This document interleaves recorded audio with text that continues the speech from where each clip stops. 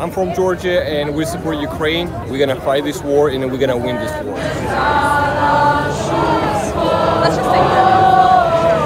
We're here with my daughter Asta. We're Lithuanian and we're so proud of the Ukrainians fighting for their freedom.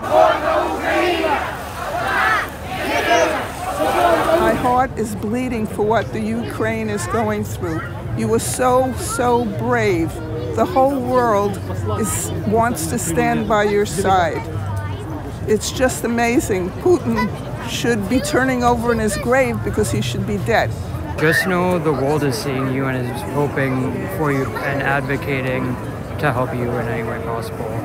Slava Ukraine. Мы из России, но мы с вами, мы понимаем, что происходит. Мы очень сожалеем и пытаемся, как можем, вас поддерживать. Наше сердце болит за вас.